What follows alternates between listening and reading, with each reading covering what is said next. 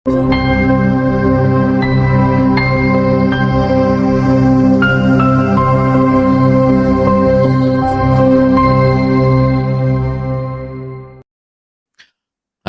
sobat saya, bagaimana kabarnya? Kita bertemu lagi dalam program STMJ. Sobat bertanya, Romo menjawab.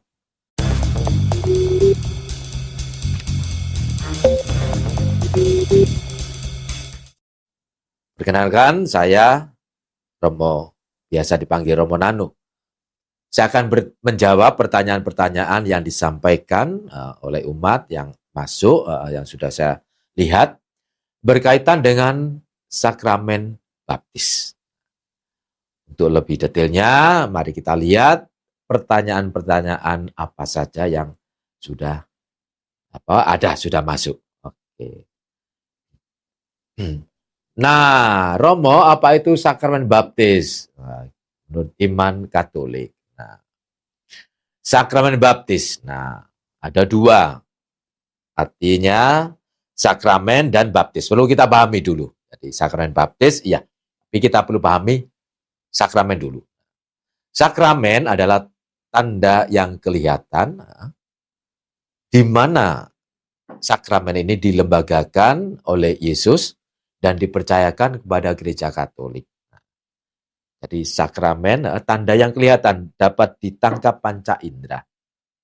Nah, melalui sakramen ini Allah menawarkan, Allah memberikan keselamatan. Jadi poinnya adalah itu. Sakramen adalah tanda yang kelihatan. Sehingga sungguh melalui tanda yang kelihatan diimani Allah menyampaikan, mewartakan keselamatan. Nah, baptis beraneka macam ungkapan baptis itu soal caranya, apakah dipercikan atau ditenggelamkan dan sebagainya. Itu soal cara bagaimana baptisan itu. Yang penting untuk kita umat Katolik, sakramen baptis. Kita tahu bahwa kita memiliki 7 sakramen. Oke. Jadi lagi-lagi sakramen adalah tanda yang nampak, yang lahir, yang bisa ditangkap oleh indera. Nah, sakramen baptis dalam gereja Katolik disebut juga sebagai pintu gerbang. Atas apa? Atas sakramen-sakramen lainnya. Gambaran kita tentang pintu gerbang. Pasti gambaran rumah, kita punya pintu gerbang. Pasti ada di depan. Orang akan masuk harus melalui pintu gerbang. Sehingga ketika pintu dibuka, orang bisa masuk ke dalam. Maka sakramen baptis disebut juga sebagai pintu gerbang atas sakramen-sakramen yang lain. Dengan demikian, maka mereka yang sudah dibaptis dalam gereja Katolik boleh menerima sakramen-sakramen lainnya. Jadi itu tentang sakramen baptis. Arti sakramen, baptisnya itu apa, kemudian sakramen baptis juga disebut sebagai pintu gerbang atas sakramen-sakramen lainnya. Begitu sobat ya. Oke, mari kita lihat berikutnya. Nah, ini baptis dari kata baptiso yang artinya menyelam. Jadi membaptis dengan menyelam adalah yang benar. Apa Yesus juga dibaptis selam? Nah, dikutip dari Matius bab 3 ayat 16. Jadi Matius bab 3 ayat 16 ketika Yohanes membaptis Yesus maka dikatakan Yesus keluar dari air. Nah, itu. Jadi rumusan ditenggelamkan dan sebagainya tidak muncul, tapi yang ada keluar dari air. Tadi saya katakan bahwa baptisan mempunyai beraneka macam makna. Dalam tradisi Yahudi pun mencuci, membersihkan itu juga. Kemudian menenggelamkan dan sebagainya, iya. Mencelupkan, iya. Jadi beraneka macam. Nah, kemudian di tempat kita, gereja Katolik, kita memakai cara dituangkan. Dituangkan di atas dahi. Itu cara baptisan. Nah, yang penting dalam baptisan gereja Katolik, 2 syarat harus ada. Karena apa? Sakramen itu tanda yang lahir, yang nampak, yang bisa dilihat. Apa itu? ada istilah forma dan ada istilah materi. Forma berarti formulasi, ada kata-kata. Materi ada barang, ada benda yang nampak. Nah, baru melalui materi dan forma, baptisan Katolik menjadi sah. Maka dituang, menyebut nama baptisnya siapa, misalkan Paulus, kemudian aku membaptis engkau dalam nama Bapa, Putra, dan Roh Kudus. Air, materi, formula. Aku membaptis engkau dalam nama Bapa, Putra, dan Roh Kudus. Maka terpenuhi sahnya baptisan Katolik. Maka Gereja Katolik menggunakan cara dituangkan. Jadi tidak ditenggelamkan. Bisa jadi di beberapa tempat di negara lain mungkin Gereja Katolik juga menyediakan semacam kolam. Bisa jadi. Tapi yang paling penting bagaimana formula dan materi itu ada. Bisa dilihat, bisa didengar. Oke, begitu. Jadi Gereja Katolik memakai dituangkan. Jadi kalau bayi juga bingung juga itu, misalkan orang dewasa sakit itu, kalau sakit parah kemudian kalau ditenggelamkan juga kasihan loh. Semacam itu. Maka Gereja Katolik memilih cara mencelupkan. Yang penting ada formula dan juga ada materi. Kita lanjutkan selanjutnya. Nah, itu. Nah, tadi sudah saya singgung itu, kenapa baptis sendiri dikatakan sebagai pintu gerbang. Jadi, saya rasa sudah jelas ya, para sobat, tadi saya mengatakan pintu gerbang ada di depan, sehingga bisa menerima pintu yang lain. Oke, kita lanjut. Nah, selain tanggal kelahiran, apakah tanggal baptis juga perlu diingat dan dirayakan? Bagaimana cara merayakan yang benar? Ya, pertanyaan yang bagus ya. Jadi, kita punya tanggal lahir. Sebagai manusia, kita punya tanggal lahir. Kapan? Baptis menjadikan kita manusia baru. Maka amat sangat baik kalau setiap umat Katolik juga mengetahui kapan ia dibaptis. Dan juga nama, siapapun nama itu, yang kemudian menjadi nama baptis. Kita punya nama, maka setiap orang Katolik ketika dibaptis, dia pun juga punya nama baptis. Jadi ada nama pribadi, ada nama baptis. Mau mengatakan kita adalah pribadi yang dilahirkan dalam keluarga, tanggal lahir, tetapi juga dilahirkan dalam gereja. Di dalam gereja melalui apa? Sakramen baptis. Nah, bagaimana merayakan dan sebagainya, beraneka macam cara. Buat saya, amat sangat baik dan itu yang diminta. Kita mengetahui sejarah santo atau santa yang menjadi nama baptis. Selain mengetahui, kita juga dipanggil untuk menggali semangat atau keutamaan dari para santo santa itu. Dan kemudian, mengapa umumnya nama baptis itu berada di depan nama diri kita? Kalau kita cek, seringkali begitu. Nama baptis pasti di depan nama diri kita. Mau mengungkapkan juga bahwa kita juga dipanggil untuk mengikuti teladan santo santa yang menjadi nama baptis yang namanya berada di depan nama diri kita. Sehingga santo santa yang menjadi nama baptis kita menjadi pelindung, menjadi penuntun, supaya kita juga diarahkan pada jalan yang benar. Santo santa adalah orang seperti kita manusia. Mereka hidup dalam lintasan sejarah. Mereka punya keluarga. Mereka punya sejarah. Pasti mereka juga punya kelemahan. Tapi melalui mereka Allah juga menampakkan, mewujudkan keutamaan-keutamaan. Dan itulah kita dipanggil untuk mengikuti mereka. Sama, kita pun juga berdosa, tetapi Tuhan juga memberikan keutamaan-keutamaan untuk kita. Maka nama Santo Santa yang menjadi nama baptis menjadi penuntun supaya kita sungguh menjadi anak-anak Allah. Demikian ya, para sobat. Nah itu. Nah kemudian itu beraneka macam, baptis darah, kemudian baptis rindu. Nah baik, sejauh yang saya pelajari memang di tempat kita dikenal dengan nama ada 4, baptis bayi, kemudian baptis dewasa, kemudian ada baptis rindu, dan kemudian baptis darah. Nah, baptis bayi seperti kita ketahui yang sering terjadi setiap paroki ada. Baptis dewasa juga kadang juga dibagi ada pembagian kelasnya, remaja dan dewasa. Jadi ada bayi, remaja dan dewasa. Tapi menyangkut macamnya biasanya bayi, dewasa, rindu dan darah. Nah, rindu mau mengatakan baptis rindu itu disematkan bagi mereka-mereka yang menjadi katekumen, sudah menjalani masa katekumenat. Dia seorang katekumen.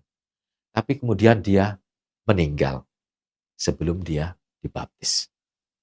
Maka disebut kerinduan. Rindu bertemu tapi belum tersampai. Baptis rindu. Lantas kemudian baptis darah. Baptis darah ini bagi mereka-mereka yang dalam perjalanan ingin mengikuti Yesus. Tapi kemudian karena mempertahankan imannya. Jadi karena mempertahankan imannya, dia meninggal. Jadi meninggal. Jadi sungguh-sungguh kalau tadi rindu itu Tuhan yang memanggil. Nah, ya, oh ini waktunya kamu saya panggil. Oke, meninggal. Tapi baptis baptis darah karena situasi. Nah, situasi pada saat itu di mana dia harus memilih hidup atau mati. Kalau aku ingin selamat, aku aman. Tapi kalau ingin mengorbankan nyawa demi Tuhan, maka aku akan merelakan demi imanku. Jadi baptis darah adalah demi iman. Aku mati-matian. Hidupku, nyawaku, aku berikan. Iman lebih daripada nyawaku. Maka disebut dengan baptis darah. Jadi semata-mata karena mempertahankan iman. Mempertahankan iman, maka nyawanya yang sebagai gantinya. Memang di era sekarang saya pribadi kurang tahu apakah ada baptis tadi darah baptis darah. Saya kurang tahu persis. Kalau pun ada, oke. Jadi masuk dalam kelompok itu. Baik, selanjutnya. Nah, itu tadi. Oke. Tadi sudah saya jelaskan ya toh. Jadi memang saya nggak ngerti apakah ada nama Santo Santa yang lucu ya. Saya juga tidak tahu ya. Tidak tahu. Tapi ada Santo Santa yang punya tes humor. Sejauh saya ingat itu Santo Yohanes Bosco. Jadi Santo ini dekat dengan anak muda dan biasanya melalui cerita-cerita yang menarik, yang lucu. Jadi di balik cerita itu disisipi ada sesuatu, ada nilai yang mau disampaikan, tapi melalui cerita-cerita yang lucu. Jadi kalau nama lucu saya tidak ada itu, nama lucu itu, tapi sebagai pribadi yang humor bisa jadi ada. Dan yang saya katakan sebagai contoh Yohanes Bosco, sejauh yang saya tahu. Bisa jadi Santo Santa yang lain juga punya tes humoris, bisa jadi. Tapi nama yang lucu nggak ada. Nama baptis kita kan keren-keren ya. Elizabeth, Margareta, dan sebagainya. Itu Vincentia. Nah, yang penting kita tahu persis secara pribadi siapa mereka itu. Karena misalkan Yohanes begitu banyak, maka harus tepat. Seringkali yang menjadi penuntun panduan, bukan hal yang saklek, tidak. Kalau kita punya puji syukur di belakang, seringkali orang tua itu kemudian anakku lahir tanggal sekian bulan ini, maka aku lihat di sekitar itu apakah ada santo santa. Nah, kalau ada, aku coba pakai itu sebagai nama baptis anakku. Itu caranya. Kemudian yang kedua, orang tua bebas memilih untuk kasus baptis anak atau babi. Jadi yang penting adalah keutamaan. Jadi keutamaan. Jadi persis dengan tanggal kelahiran ataupun bebas, intinya adalah bagaimana keutamaan para kudus itu, santo, santa itu. Karena mereka sebagai pribadi sama. Sama, kita pribadi. Dan tidak boleh disamakan. Yohanes, Maria juga, beraneka macam Maria harus persis. Itu cara kita menghormati mereka. Jadi tentang tes humoris bisa jadi ada, tapi kalau nama yang lucu sejauh ini saya nggak pernah tahu itu, malah nama baptis kita keren-keren itu, keren-keren. Oke begitu sobat. Nah, oke lanjut. Lebih baik mana baptis sejak bayi atau cukup dewasa berdasarkan kesadaran sendiri. Nah, ya, memang ini sempat menimbulkan pembicaraan bagaimana baptis bayi itu mengambil alih kebebasan anak.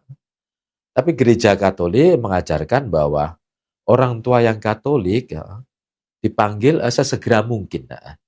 Jadi minggu pertama, minggu kedua setelah anak lahir dibaptis. Mengapa? Karena membaptis anak merupakan konsekuensi dari sebuah perkawinan Katolik. Sebagai konsekuensi. Maka orang tua Katolik, keluarga Katolik dipanggil untuk membaptiskan anak. Di minggu awal, atau rumusan sesegera mungkin. Analoginya, kita ingin hidup sehat. Maka kalau aku ingin hidup sehat, maka yang aku asup, yang aku makan adalah yang sehat-sehat. Mengapa? Karena yang sehat-sehat ini membuat tubuhku ini berkembang. Aku menjadi orang yang sehat, yang bugar, yang fit. Analogi semacam itu. Maka ketika orang Katolik mengimani iman Katolik dan dikuatkan, diteguhkan dalam hidup perkawinan, sungguh-sungguh dikuatkan, disatukan. Maka iman itu pun juga diberikan kepada sang anak. Sehingga anak juga menjadi Katolik. Jadi orang tua Katolik dipanggil untuk itu. Jadi membaptis anak adalah konsekuensi dari sebuah perkawinan Katolik. Jadi melahirkan anak, tetapi juga mendidik anak. Nah, konkret mendidik anak apa? Baptis. Ini konkret, jelas, definitif. Mendidik anak apa? Baptis dulu. Nah, semacam itu. Kemudian dalam perkembangan, dalam keluarga diajari begini, warisan-warisan, iman Katolik diajarkan, dan sebagainya. Seperti itu. Nah, jadi, oke. Nah, tadi baptis bayi dan juga baptis dewasa, sudah itu, jadi dewasa ya. Orang memilih sendiri ya, memilih sendiri. Ya, aku ingin. Bisa jadi ya baptis dewasa seringkali, karena ada yang keluarganya, orang tuanya dalam arti ini tidak Katolik. Tapi kemudian yang bersangkutan sekolahnya di sekolah Katolik. Bisa jadi seperti itu. Yang seringkali banyak kasus juga ada, tapi yang seringkali itu keluarga orang tua tidak Katolik, tapi anaknya di sekolah Katolik. Nah, kemudian ketika dia SMA, kesadaran pribadi, oh ya aku ingin jadi Katolik. Dan biasanya orang tua ketika itu banyak yang saya dengar, sharing dari mereka, orang tua, ya silakan kamu. Yang penting kamu bertanggung jawab atas imanmu. Kalau menjadi Katolik ya, jadi Katolik yang baik. Jadi begitu ya, para sobat. Oke. Kalau mau dibaptis, bagaimana caranya, syaratnya?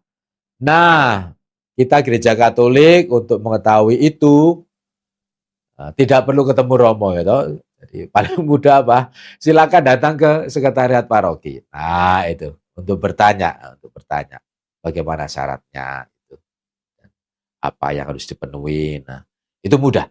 Jadi silakan datang ke sekretariat paroki, pasti akan dibantu oleh teman-teman di sana. Oke, iya. Anak saya usia 4 dan 7 tahun. Bila mau dibaptis, apakah harus ikut katekumen? Nah, memang patokan baptis bayi itu sampai dengan usia 7 tahun sebenarnya. Yang seringkali kita istilahnya adalah balita baptis 5 tahun. Nah, tapi sebenarnya batasannya adalah 7 tahun. 7 tahun. Jadi jika itu yang terjadi, maka terhitung sebagai baptis anak. Seringkali kita balita baptis 5 tahun, usia 5 tahun. Tapi sebenarnya adalah batasannya adalah 7. Maka kalau itu yang dilakukan, itu berarti baptis bayi. Hanya persiapan, pembekalan bagi orang tua dan wali baptis saja. Menyangkut soal usia. Oke. Kenapa mau dibaptis Katolik kok harus ikut pelajaran dahulu selama 1 tahun? Ini berlaku di Katolik negara lain, sedangkan di negara tetangga bisa langsung. Di gereja tetangga itu. Nah, itu. Jadi ini berlaku bagi yang disebut baptis dewasa. Para sobat, kenapa di dalam gereja Katolik ketika menyangkut sakramen, mayoritas selalu dipersiapkan menjadi imam, dipersiapkan berapa puluh tahun sakramen imamat. Maka sakramen yang lain senantiasa gereja Katolik mempersiapkan. Ini bukan hal yang sepele, tidak. Bukan yang sepele, tidak. Sakramen lagi-lagi adalah apa? Tanda keselamatan Allah. Maka sakramen baptis rata kisaran 10 bulan, 1 tahun untuk baptis dewasa. Jadi kita semua dipersiapkan, mau menikah, kursus persiapan perkawinan, primep dan sebagainya. Sakramen Krisma, penguatan juga dipersiapkan. Komuni pertama juga dipersiapkan. Jadi tidak hanya begitu saja, tidak. Tapi gereja Katolik memberikan bekal. Nah, baptis juga bagi baptis dewasa dipersiapkan. Jadi iman juga nampak dalam mempelajari. Bagaimana aku mengungkapkan imanku kalau aku tidak lebih dulu mengetahui ajaran agamaku, imanku. Nah, tindakan kita karena kita ada ajarannya, ada mata pelajarannya kalau kita di sekolah. Maka harus dipelajari supaya nanti juga bisa dilakukan. Nah, itu. Nah, kemudian persiapan kemudian di negara yang lain saya nggak tahu, saya jujur di negara yang lain apakah untuk menjadi Katolik apakah dipersiapkan dalam arti setahun, saya tidak tahu. Tapi bisa jadi persiapan ada. Nah, jadi sebagai persiapan ada. Tapi lamanya yaitu yang saya tidak tahu. Saya tidak tahu lamanya, tembusnya, waktunya. Tapi persiapan pasti ada, pasti ada. Kemudian gereja tetangga ya, kita punya banyak tetangga itu. Jadi ya setiap rumah punya cara untuk untuk mengatur, untuk menata rumah. Maka perbedaan itu yang terjadi dan kita harus menghormati. Bagaimanapun, sebagai teman, sebagai tetangga, kita harus menghormati. Kita harus menghormati dan memahami. Jadi tidak menjustifikasi, tidak.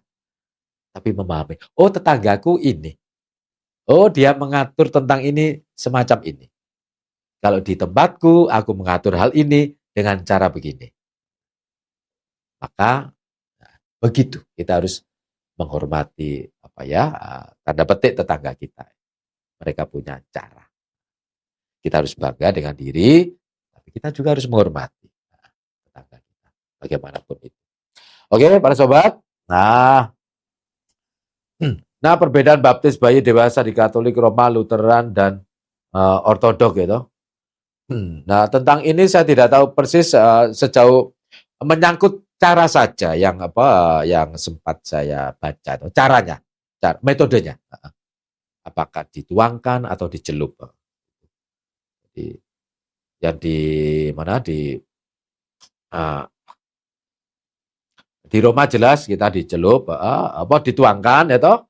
Dan Lutheran itu antara itu, Lutheran dan Ortodok antara tenggelamkan atau dicelup. Itu caranya. Jadi yang saya katakan caranya. Tapi yang lain saya tidak tahu. Sejauh yang saya tahu dari referensi yang baca itu, jadi caranya. Jadi yang lainnya saya tidak tahu. Seperti itu. Syarat baptisan dari gereja non-Katolik yang diakui oleh gereja Katolik. Baik. Jadi bisa jadi para sobat pernah melihat itu upacara baptisan terutama dewasa, ada yang dibaptis, dituangkan dengan materi dan forma. Tapi juga ada yang maju. Beberapa mereka yang maju. Dan mereka tidak dituangkan dengan air, materi dan forma. Mereka hanya diminta untuk mengucapkan kredo panjang. Hasil dari konsili Nikea Konstantinopel. Mereka-mereka yang melakukan itu disebut dengan diterima sebagai anggota gereja Katolik. Jadi rumusannya adalah diterima sebagai anggota gereja Katolik. Nah, mereka-mereka, teman-teman ini dari mana? Nah, di tempat kita, biasanya mereka-mereka, teman-teman dari Kristen yang masuk dalam PGI, Persatuan Gereja-Gereja Indonesia, yang melakukan itu. Dengan cara kita sebut diterima sebagai anggota gereja Katolik. Mengapa? Kita melihat rumusan baptisnya, rumusan trinitaris. Aku baptis engkau dalam nama Bapa, Putra, Roh Kudus. Itu. Jadi mereka diterima sebagai anggota gereja Katolik. Mereka yang masuk, gereja-gereja mereka masuk dalam PGI. Jadi Persatuan Gereja-Gereja Indonesia. Seperti itu. Jadi ada dua cara, dibaptis dan juga diterima sebagai anggota gereja Katolik. Baik, kita lanjut. Apakah bisa dibaptis lebih dari satu kali? Baptis bayi terus dewasa, dibaptis ulang. Baptis di non-Katolik dan pindah ke Katolik. Nah, itu. Jadi tentang yang tadi bisa dibaptis dan diterima, sudah saya katakan. Tapi bagi kita, orang Katolik, sakramen baptis hanya satu kali. Beberapa sakramen diterima satu kali. Baptis, krisma, imamat. Para romo satu kali. Jadi baptis, krisma, penguatan, dan imamat. Yang lainnya bisa beberapa kali. Jadi baptis bagi kita cuma sekali saja. Oke. Menerima baptisan otomatis menerima komuni. Ya, ini teman-teman sobat, biasanya ini berlaku bagi baptisan dewasa. Memang di yang disebut sakramen inisiasi sebenarnya ada 3 itu. Baptis, krisma, dan ekaristi. Disebut sakramen inisiasi. Inisiasi berarti seseorang diterima masuk. Jadi dari luar diterima masuk utuh. menjadi orang Katolik, maka sakramen inisiasi ini yang harus diterima oleh orang Katolik. Kamu disebut orang Katolik, menjadi umat Katolik, kalau kamu terima 3 sakramen ini. Nah, 3 sakramen ini memasukkan kamu. Kamu dari luar, aku terima. Maka baptis, krisma, dan ekaristi, komuni kudus. Nah, di tempat kita biasanya sakramen krisma itu sendiri. Karena kebijakan keuskupan. Jadi kebijakan keuskupan. Karena yang melayani sakramen krisma itu adalah terutama Bapak Uskup. Dan sebenarnya pelayan utama semua sakramen adalah Bapak Uskup. Tapi kemudian Bapak Uskup meminta para romo untuk membantu itu. Nah, catatan di tempat kita, krisma dilayani oleh Bapak Uskup sendiri. Maka kembali baptis terima komuni. Nah, biasanya ini berlaku bagi mereka yang baptis dewasa. Baptis dewasa, setelah dibaptis, mereka menerima komuni. Dan lazimnya komuni 2 rupa. Dan cara penerimaan komuni 2 rupa adalah tidak boleh ambil hosti dari sibori. Romo yang ambil hosti dan sibori mencelupkan dalam darah, tubuh dan darah, kemudian mengatakan kepada baptisan baru, tubuh dan darah Kristus, baptisan baru menjulurkan lidah. Bukan hanya mengangangkan mulut ya. Seringkali begini, lidahnya enggak. Jadi menjulurkan lidah. Tubuh dan darah Kristus yang bersangkutan, amin. Nah, lidah. Bisa jadi 1 rupa hanya hosti, bisa jadi komuni dalam 2 rupa. Jadi tubuh Kristus dan darah Kristus. Seperti itu, menerima komuni. Ya. Batasan usia dan keadaan untuk menerima baptis. Usia tidak ada ya toh, dan batasan tidak ada. Jadi kalau anak-anak konteks anak dalam keluarga tadi ya toh, orang tua bertanggung jawab untuk membaptis anaknya. Tapi ketika dewasa orang ya keputusan pribadi, keputusan bebas. Jadi keputusan setiap orang secara bebas, aku mau jadi Katolik atau tidak. Jadi bukan karena paksaan yang lain, tidak. Jadi ketika dewasa orang keputusan. Ini pilihanku, dan aku yakin jadi Katolik, ini pilihanku, ini hidupku. Maka aku akan ikuti proses untuk menjadi Katolik. Jadi tentang batasan usia tidak ada, tidak ada. Jadi silakan saja, kebebasan pribadi. Apakah boleh mengulang ikut pelajaran katekumen karena saat dulu ikut belum paham materinya? Nah ini pertanyaan yang gimana saya jawabnya ya? Nah, ini pertanyaan yang ya jarang saya temui ya. Yang sering kali terjadi teman-teman ya para sobat. Yang beberapa kali saya alami.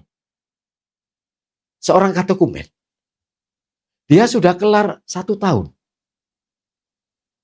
Saat ditawari, siapkah kamu baptis?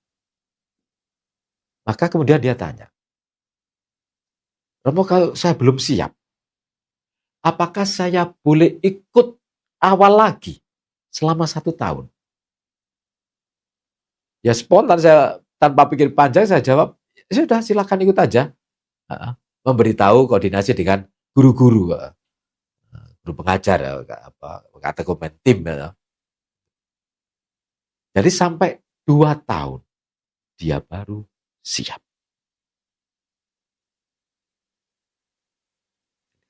1 tahun berikutnya kelar, tanya, siap dirimu? Siap. Dan dia sungguh menerima baptisan dan siap. Siap lahir batin. Tidak siap dituangkan, tidak, tapi siap lahir batin. Mengapa? Karena dengan menerima baptisan, dosa kita dihapus, kita dikuduskan, kita dimeteraikan, kita juga diangkat menjadi anak-anak Allah, kita juga mempunyai banyak keluarga sebagai anggota gereja. Maka konsekuensi dari baptisan itu. Jadi kita menjadi anak-anak Allah dan memang harus diwujudkan setiap orang yang Katolik, tidak hanya ikut misa, tidak. Jika ada waktu dan dalam lingkungan, ada kegiatan dan sebagainya, terlebih sebentar lagi kita akan memasuki masa Prapaskah, kalau ada pendalaman materi APP, ada waktu, silakan datang. Karena menjadi Katolik tidak cukup dan tidak hanya ke gereja saja. Maaf. Karena konsekuensi dari baptis kita diikut sertakan dalam kebersamaan dengan anggota yang lainnya. Kita punya saudara. Jadi punya saudara. Kita dikuduskan, dihapus dosanya, dimeteraikan oleh meterai Kristus sendiri, diarahkan untuk senantiasa menjadi seperti Dia, menjadi imam, nabi, dan raja.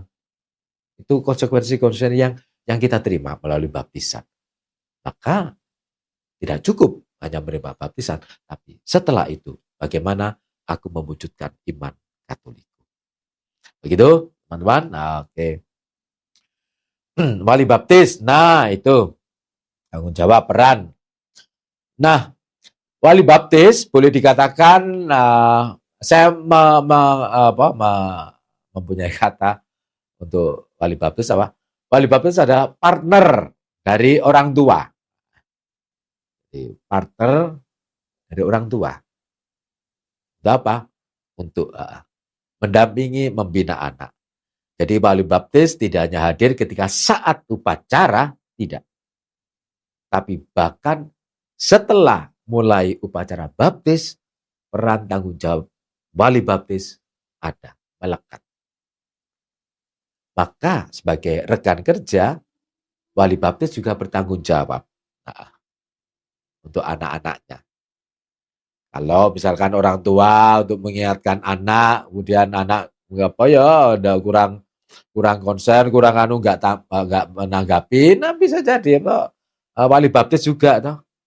Misalkan sudah tidak lagi ke gereja, itu orang tua sudah bosan memberitahu. Nah, wali baptis sebagai rekan mitra orang tua juga datang mengingatkan baik-baik sebagai tanggung jawab. Aku wali baptismu, maka ayo. Jadi tugas wali baptis sampai akhir. Dan biasanya wali baptis itu bukan orang tua. Maka saya lanjutkan kriteria atau syarat menjadi wali baptis. Tentu yang pertama sudah dibaptis Katolik. Sudah terima sakramen konfirmat atau penguatan. Dan juga sudah terima sakramen Ekaristi. Usia genap 16. 16 atau 17 saya lupa itu. Jadi dengan istilah genap, kalau 16 berarti 17. Kalau genap 17 berarti 18. Kemudian tentu nama baik ada, itu. Jadi yang bersangkutan tidak ada persoalan atau skandal, tidak. Tapi juga berpartisipasi aktif dalam kegiatan menggereja di lingkungan. Nah, jadi itu kriteria sebagai wali baptis. Jadi wali baptis rekan mitra kerja orang tua untuk mendampingi anak. Tidak hanya saat baptisan, tetapi juga setelah itu. Maka tugas tanggung jawab berlangsung sepanjang masa. Baik, kita lanjut.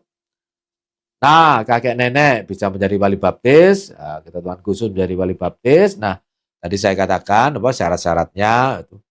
Dan tadi kalau kita bicara tentang peran wali baptis, maka siapapun orang itu menjadi wali baptis karena mendampingi anak. Misalkan anak baptisan dewasa. Nah, tugas wali baptis menemani itu. Memang sih kalau bicara kakek nenek tidak ada soal itu. Tapi menyangkut peran, tanggung jawab semacam itu karena berlangsung, maka bukan tidak boleh atau dilarang, tidak. Tapi peran wali baptis ada di situ. Jadi ketika anak masih muda, kalau misalkan di kakek neneknya itu, nanti ya karena usia kan bisa jadi kita tidak tahu itu. Memang soal kemudian meninggal dan sebagainya memang urusan Tuhan, tapi seringkali kita memperhitungkan dengan usia semacam itu. Nah, jadi bukan tidak boleh, silakan saja. Tapi bahwa ingat tugas, peran, tanggung jawab wali baptis. Itu yang penting. Jadi sungguh-sungguh mendidik, mengajar pada anak itu. Tidak memanjakan. Nah, seringkali kalau kakek nenek memang ada kecenderungan semacam itu. Maka baik kalau memang kakek nenek menjadi wali baptis, harus tahu tugasnya. Tidak boleh memanjakan. Kalau minggu tidak gereja ya diingatkan, kamu harus ke gereja. Nah, walaupun dia cucu, sebagai kakek nenek harus mengingatkan. Kemudian baptisan dewasa menjadi wali baptis hanya untuk kelasiman kewajaran saja. Baptisan dewasa, kalau ini calon baptisnya ini anak perempuan, wali baptisnya seorang ibu. Kalau calon baptisnya laki-laki, maka wali baptisnya seorang ayah. Hanya untuk untuk kepantasan saja. Karena menyangkut yang dewasa, yang dewasa. Begitu, teman-teman, para sobat. Nah, ternyata sudah selesai.